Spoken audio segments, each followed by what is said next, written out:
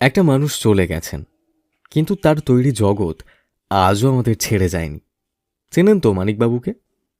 23 April, এটা একটা তারিখ নয়, এটা এমন একটা দিন যেদিন আমরা হারিয়েছিলাম এক কিংবদন্তিকে, সত্যজিৎ রায়। একটা নাম নয়, একটা অনুভূতি।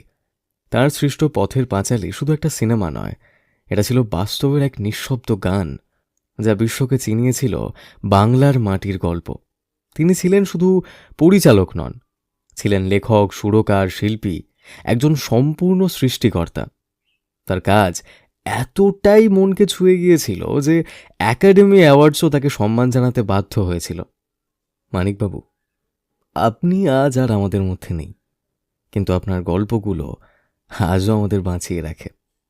আপনি চলে গেছেন বহু বছর আগে, তবুও পর্দার ওপারে আপনি আজও বেঁচে আছেন, প্রতিটা গল্পে, প্রতিটা অনুভবে, আর আমাদের প্রতিটা দেখার চোখে।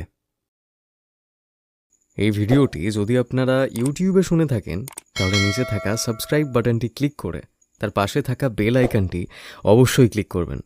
আর যদি আপনারা এই ভিডিওটি ফেসবুকে শুনে থাকেন, তাহলে উপরে থাকা ফলো বাটনটি ক্লিক করে আমাদের পাশে থাকবেন।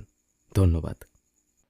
বিশদে জানতে এখনই ডাউনলোড করুন আমাদের অ্যাপ বাংলা ক্যালেন্ডার 2026।